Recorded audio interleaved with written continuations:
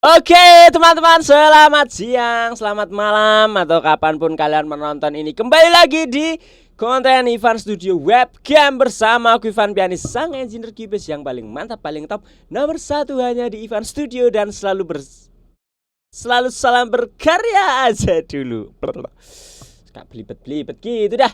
Oke teman-teman, di video kali ini aku ingin membuat video atau menjelaskan tentang kesalahan atau yang sering terjadi pada penggunaan kompresor. Nah, kenapa ini aku berniat banget untuk membuat video ini teman-teman? Karena beberapa waktu yang lalu kan aku mengadakan bedah mixing ya, seperti biasa live streaming bedah mixing sambil ngobrol-ngobrol gitu kan. Nah, kalian bisa tonton aja replay live streamingnya gitu.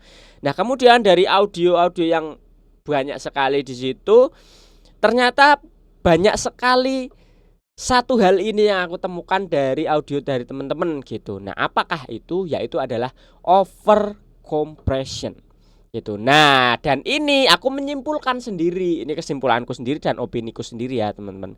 Ternyata aku dulu juga seperti itu, teman-teman. Aku menyadari dulu waktu awal-awal dulu aku belajar pun hal itu sering terjadi gitu. Dan akhirnya aku menyimpulkan bahwa ini adalah suatu fase yang wajar. Kenapa? Kok over compression ini sering terjadi terutama untuk kalangan yang baru memulai atau di tahap-tahap awal baru belajar gitu. Kenapa gitu? Jawabannya adalah karena kita cenderung ketika kita awal belajar itu cenderung kita itu membutuhkan sebuah suara yang begitu berbeda terdengar dari apa yang sebelum kita proses. Jadi telinga kita itu atau kita sendiri itu nalurinya sudah, kalau mixing ya harus berbeda, hasilnya harus berubah gitu. Maka ketika kita menggunakan sebuah kompresor, kita akan mengadjustnya sampai dia over compress, dan itu akan kita anggap, oh ini kompresornya bekerja nih, oh ini enak nih gitu. Padahal sebenarnya itu sudah over. Jadi sebagai pemula ketika kita merasa itu sudah enak, itu sudah oke, itu sudah berubah, sudah bekerja, maka kita menganggapnya itu berhasil, sudah bekerja gitu. Menurutku begitu ya. Sementara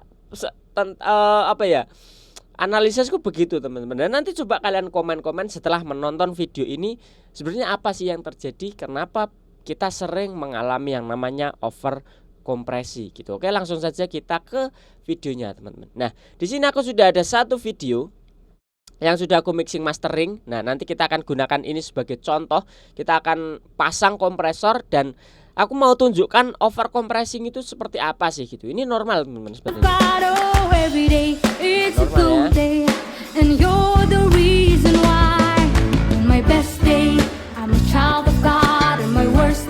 Normal ya. Ini sudah tayang juga di YouTubeku teman-teman. Kalian bisa cek videonya, video covernya kalau kalian mau dengerin secara fullnya gitu. Nah, kemudian di sini aku sudah menyiapkan beberapa contoh kompresor. Ada dari SSL, nah ini yang sering banget kalian jumpai. Ada juga dari TR. Jadi sama sebenarnya, semua kompresor itu sama teman-teman. Nah, kemudian di sini ada 76. Nah, kemudian yang terakhir di sini ada 2A dari UAD. Nah, nanti aku mau tunjukkan, jadi biar kalian tahu ya, siapa tahu kalian punya dari salah satu kompresor ini, jadi kita sama-sama tahu seperti apa sih over processing atau over kompresor ini gitu. Nah, jadi hal yang paling terasa ketika kalian itu over compress yaitu adalah audio kalian menjadi pumping, teman-teman. Pumping itu bagaimana? Pumping itu adalah audio kalian yang depan, teman-teman. Ya, bahasanya itu jadi dia itu tertekan tapi langsung dilepaskan lagi gitulah. Ya, ini kita contohkan aja lah ya, teman-teman. Aku juga pusing mau membahasakannya gitu. Tapi di live streaming itu seru banget ini waktu aku membicarakan tentang pumping kompresor ini. Makanya aku berniat untuk membuat videonya ini. Jadi kayak zep gitulah teman-teman. Kayak ciri khasnya musik EDM kayak gitu. Nah, tapi kan itu memang konsepnya seperti itu dan antara instrumen yang satu dengan instrumen yang lainnya. Tapi kalau pumping dari konteks over compress ini adalah secara keseluruhan audio kalian gitu teman-teman. Nah, ini contohnya seperti ini.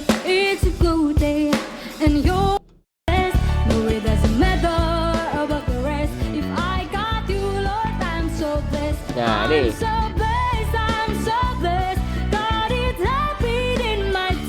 Nah, kerasa ya.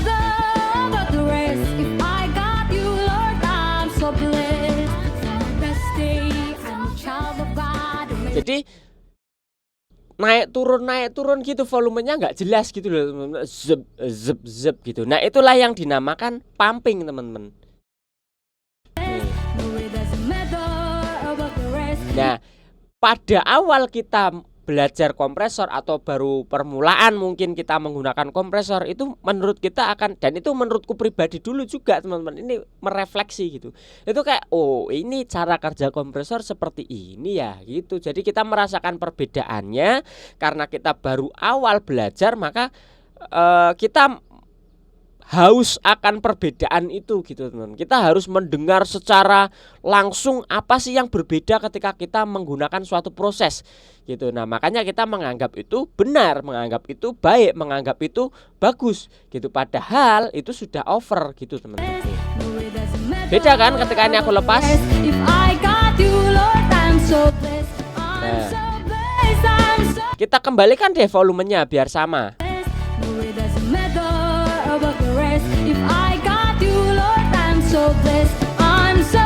Nah, ini volumenya cenderung sama ya.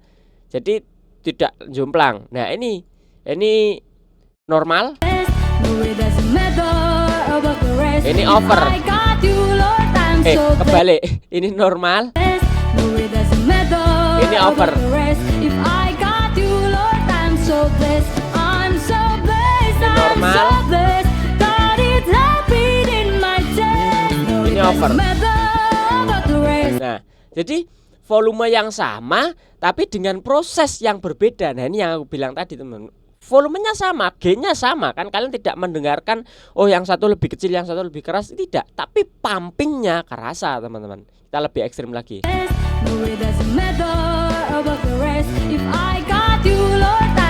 Normal.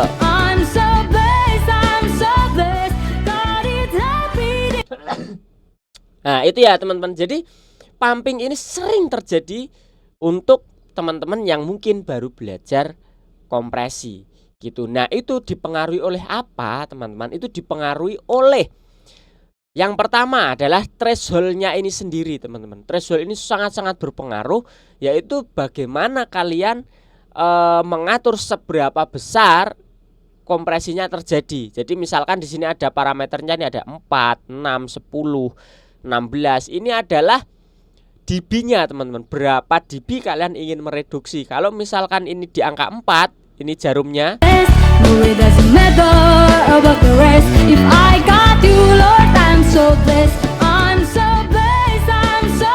Nah, berarti dia mereduksi 4 dB gitu. Tapi kalau kalian tambah lagi, nah katakanlah 8 sampai 12 dB. Nah, maka audio kalian itu terkompres 12 dB gitu teman-teman. Nah, secara detail penggunaan kompresor aku sudah pernah buat videonya secara terpisah. Nah, teman-teman bisa cek di sana kalau ingin belajar tentang kompresor secara lebih mendalam. Nah, di sini aku cuma mau menunjukkan bagaimana terjadinya pumping itu, teman-teman. Nah, yang kedua, setelah yang pertama threshold, yang kedua adalah attack dan release-nya, teman-teman. Attack dan release ini yang berpengaruh seberapa cepat dari kompresi kita bekerja dan seberapa lama kompresi kita bekerja, itu juga akan mempengaruhi dari sebuah pumping ini gitu. Nah, jadi kalau misalkan ini attack-nya misal terlalu cepat, kemudian attack-nya juga katakanlah sedang-sedang aja deh, cenderung akan lebih pumping teman-teman, ketimbang kalian attack-nya kalian buat lambat.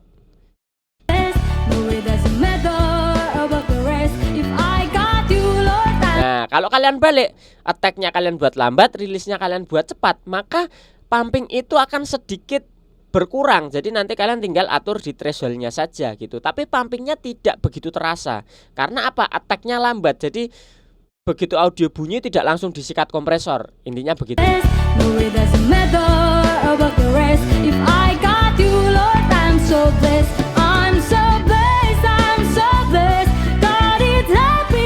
Beda kan dengan ini?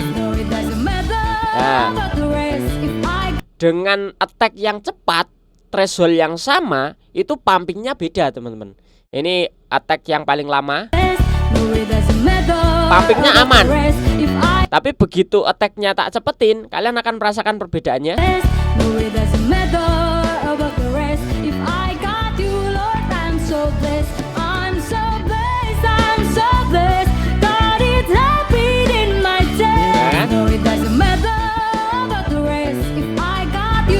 Ini hanya permainan attack teman-teman. Nah itu jadi pengaruh yang terbesar yang kedua adalah attack dan release. Maka attack dan release ini hati-hati teman-teman. Kalian jangan asal-asalan ngatur attack dan release-nya ini. Karena apa? Pumpingnya akan berbahaya sekali. Nah yang ketiga adalah rasio tentunya ya. Rasio ini kalau kalian itu misal kita buat rasio 10 yang paling gede, kita buat pumping. Nah, di sini dia sudah pumping, ya. Tapi rasionya coba kita kecilkan.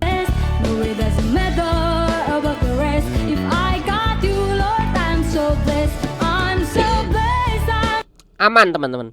Dengan parameter yang sama, dengan threshold attack release yang sama, tapi rasionya berbeda, pumpingnya juga berbeda teman-teman. Ini adalah rasio yang tertinggi,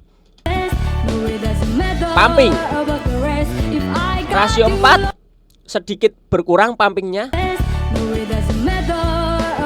Rasio 2 pumpingnya hilang. Ya teman-teman, jadi ada 3 hal itu yang mempengaruhi pumping itu bisa terjadi. Nah maka ketiga parameter inilah yang harus kalian perhatikan ketika menggunakan kompresor. Jangan terlalu over rasionya dan thresholdnya, jelas. Kemudian untuk attack release-nya juga kalian harus perhatikan benar-benar. Nah biasanya aku bagaimana teman-teman? Biasanya aku itu akan misal rasionya sudah ditentukan nih di 4:1. Nah kemudian threshold ini aku akan pentokan gini teman-teman. Nah aku akan pentokan gini untuk aku nyari attack dan release-nya. Nah karena apa? Di threshold yang mentok ini itu akan terasa teman-teman. Pumpingnya itu akan terasa.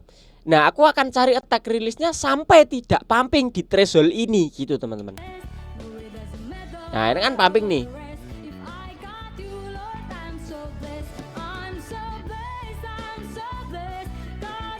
Nah ini pumping.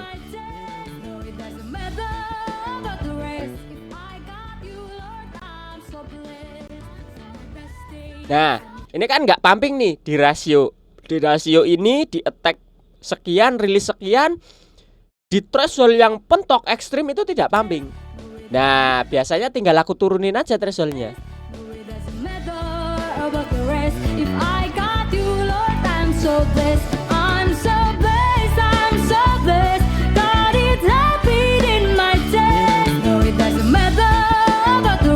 Nah biasanya aku kalau ngekompresor terutama untuk glue kompresor atau di bass kompresor itu cuman di angka 4 dB ke bawah teman-teman. Tidak lebih dari 4 dB.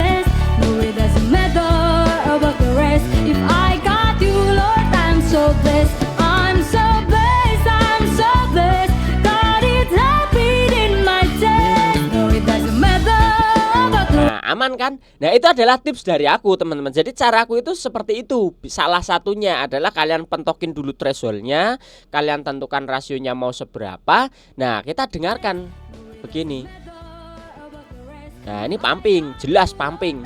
Mau kalian lepaskan thresholdnya tetap pumping.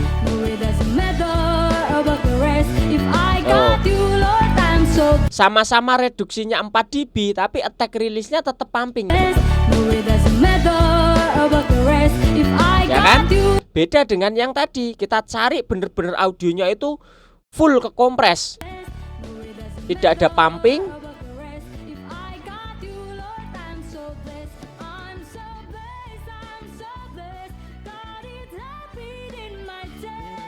Nah, di sini tidak pumping nih. Baru kita lepaskan thresholdnya. Nah, ini mau di 12 dB pun sebenarnya tidak pumping teman-teman, rata gitu. Tuh. Tapi kan tidak, kita carinya tadi. Kemudian tips yang berikutnya adalah thresholdnya di maksimal 4 dB untuk bass kompresi.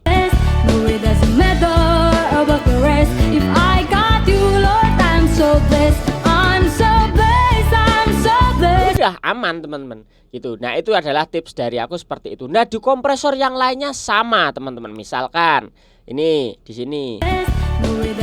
Nah, kerasa kan pumpingnya teman-teman?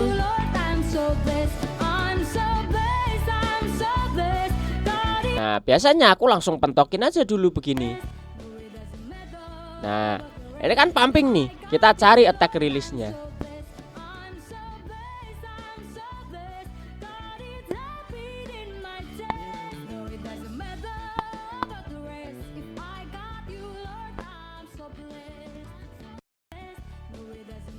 Nah,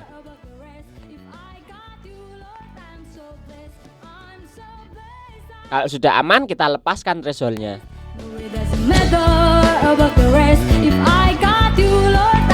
Sama 4 dB lagi.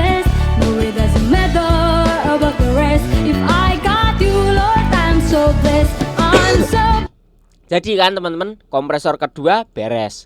Nah, sekarang misalkan yang ini. Nah, ini sama teman-teman.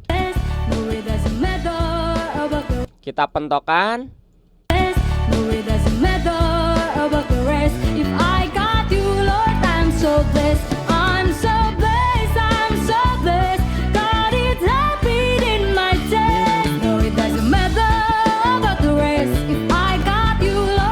Baru thresholdnya kita lepaskan.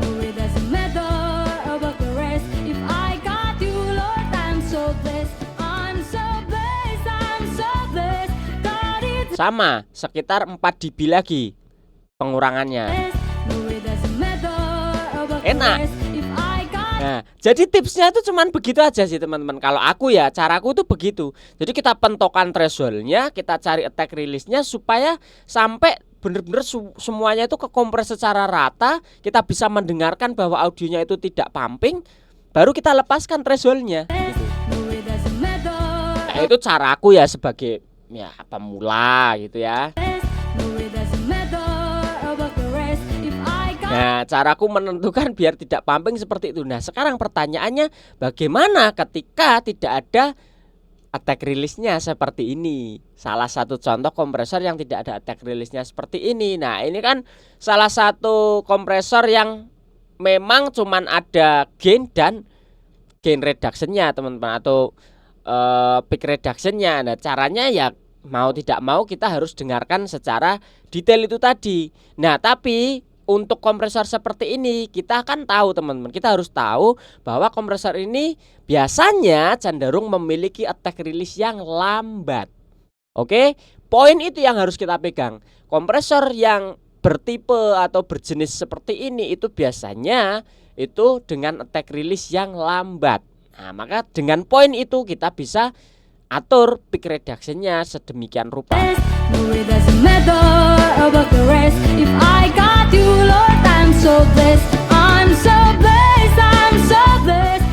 Nah, saranku itu jangan lebih dari 3 dB lah. Kalau tadi 4 dB, kalau yang ini jangan lebih dari 3 dB.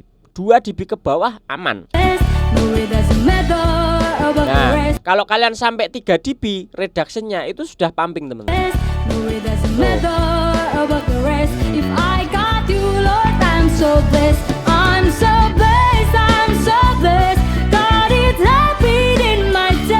Dia hanya butuh bekerja sedikit saja. Biasanya memang aku cuman gunain dia di 1 sampai 2 dB mentok.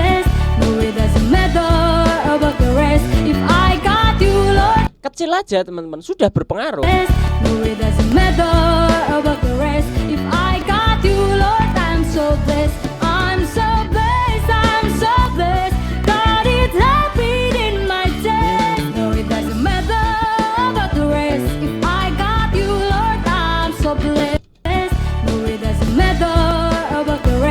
Nah, itu teman-teman. Jadi begitulah caraku untuk menggunakan kompresor supaya tidak pumping. Karena ini banyak sekali dari teman-teman yang kemarin aku dengar itu masih cenderung kompresornya itu pumpingnya terasa banget gitu. Apalagi kalau misalkan teman-teman dari individual tracknya sudah menggunakan kompresor, nanti bass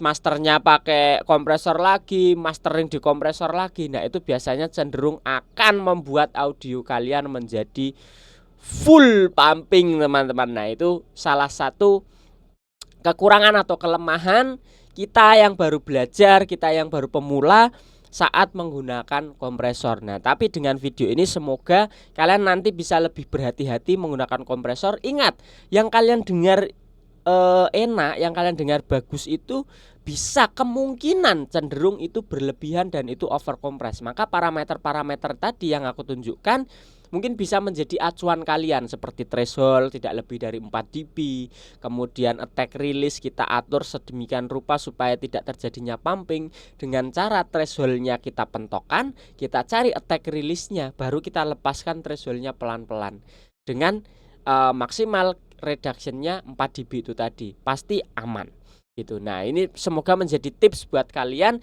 supaya penggunaan kompresornya bisa lebih mantap lagi. Oke teman-teman, silahkan komen-komen di bawah kalau masih ada pertanyaan lagi. Pasti akan aku balas, pasti akan aku jawab, dan akan aku buatkan videonya seperti ini kalau memang diperlukan. Gitu ya teman-teman, kita sama-sama diskusi saja, sama-sama belajar. Di sini juga aku cuman sharing-sharing aja dari apa yang menjadi pengalamanku dan apa yang aku kerjakan. Kalau menurut kalian cocok, silahkan dipakai. Kalau menurut kalian tidak cocok dan bahkan menjadi jelek dan lain sebagainya, ya sudah, lupakan gitu. Oke teman-teman, terima kasih. Salam audio dan jangan lupa untuk terus berkarya aja dulu. God bless you teman-teman.